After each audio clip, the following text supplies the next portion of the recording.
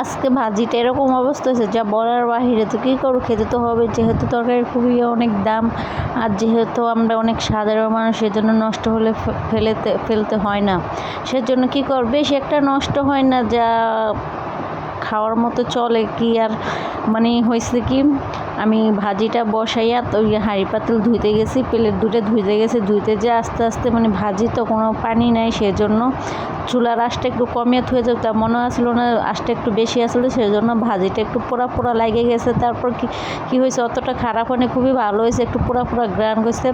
Hello guys, কী অবস্থা, আশা করি সবাই ভালো আছেন, আমিও ভালো আছি। আজকে ফুলকপি ভাজিব। প্রথমে চুলাটা জ্বালিয়ে কড়াইটা বসে নিচে নিয়ে পেঁয়াজগুলো ভালো করে তেলের মধ্যে ব্রাউন কালার করে ভেজে নিচে নিয়ে ফুলকপিগুলো, মরিচ, আলু সব কিছু দিয়ে এখন পরিমাণ মতো হলুদ, লবণ সব কিছু দিয়ে ভালো করে নাড়াচাড়া করে ভাজবো। তো আজকে আমার সাথে একটা ঘটনা ঘটছে, জানেন, সেটা তো আমি ভিডিওর প্রথমে বলছি, তারপর আবার বলতেছি।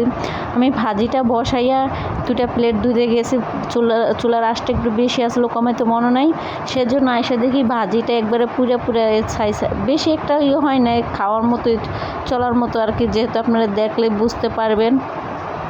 তো কী করবো ভাই, একা মানুষ, চলাফেরা অনেক কষ্ট হয়ে যায়, যেহেতু হাতে টাকা পয়সা পাই নাই, এখনও স্যালারিও পাই নাই, সেজন্য যেরকমটা হয়েছে ওরকমটা খেতে হয়েছে। যেহেতু বেসালার মানুষ, বুঝলেন তো, যে বেসালার মানুষের যেখানে রাত সেখানে তো যদি খারাপ হয় তারপরে খাওয়া লাগবে, ভালো হলে তারপরেও খাওয়া লাগবে। যেহেতু আমার নিজেরটা নিজে করে খাওয়া লাগে, যে এখন নষ্ট হয়ে গেছে, আমার আরেকজন রান্না করে থুয়ে দেবে, পরবর্তীতে আমি এসে তা তো আর আমার অবস্থা, নিজেরটা নিজে করে ভালো হলেও খেয়াও লাগবে, খারাপ হলেও খাওয়া লাগবে। যে দেখেন ভাজির কী অবস্থা, এসে দেখি ভাজিটা বেশি একটা পোড়া নেই, হালকা পোড়া পোড়া ভাব দিচ্ছে, কিন্তু খেতে ভালো লাগছে, একটা পোড়া পোড়া গ্রান হয়েছে, মানে বারবিকিউর মতো হয়ে গেছে আমার মনে হয়।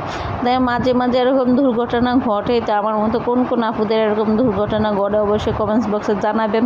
আমার তো এরকম মাঝে মাঝে হয়, যখন অন্য মানুষ হয়ে যায় বা যখন চুলার উপরে কিছু থেকে কাজ করতে যায়, এরকমটা হয়।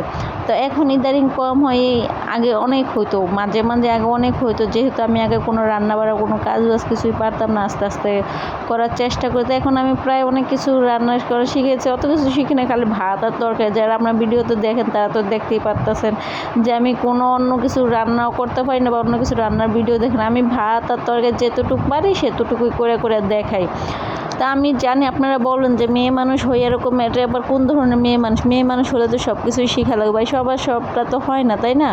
আল্লাহ যদি সবারই সব রকম বানায় দিত, তাহলে তো কথাই আসলো না। হাতের 5টা আঙুল এখন এক সমান না, এমন সব কিছুতে এক সমান না, সবাই সব কিছুতে পারদর্শী না। তা আমি বেশি একটা আমি কোনো কাজই শিখি না, যেহেতু আমার অনেক ছোটোবেলায় বিয়ে হয়ে গেছে, সেজন্য আমার কোনো কাজ করা শেখা হয় না, বা আমি শ্বশুরবাড়িতে তো থাকতে পারি নাই, সবসময় আলাদা আলাদা থাকতে হতো। আজকে ভিডিওটা এই পর্যন্তই, সবাই ভালো থাকবেন, আল্লাহ হাফেজ।